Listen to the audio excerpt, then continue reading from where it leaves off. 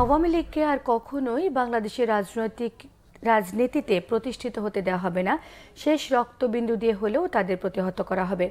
ফ্যাসিবাদী ব্যবস্থা বিলোপ এবং নতুন রাজনৈতিক বন্দোবস্ত বাস্তবায়নের লক্ষ্যে শুক্রবার শান্তিনগর বাজার মোড় এলাকায় নাগরিক কমিটি আয়োজিত পল্টন রাইজিং শিরোনামের মতবিনিময় সভায় এসব কথা বলেন জাতীয় নাগরিক কমিটির সদস্য সচিব আক্তার হোসেন। এ সময় তিনি জানান, দেশের রাজনীতিতে ভারসাম্য আনতে নতুন বন্দোবস্ত করার উদ্যোগ নেওয়া হয়েছে, তাই আওয়ামী লীগের বিষয়ে রাজনৈতিক দলগুলোকে আরও সতর্ক হতে হবে।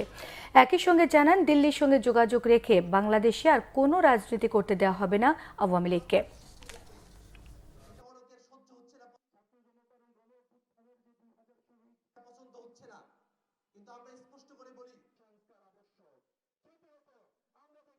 আমরা স্পষ্ট করে বলি, জুলাই আগস্টে আমাদের ভাইরা জীবন দিয়েছে, আমরা এখন পর্যন্ত বেঁচে আছি।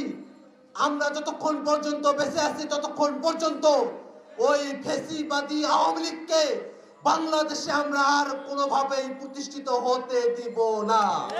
বাংলাদেশের হাজার হাজার মানুষকে হত্যা করেছে সেই আওয়ামী লীগ বাংলাদেশে আর কোনো রাজনৈতিক অধিকার পাওয়ার যোগ্যতা রাখে না।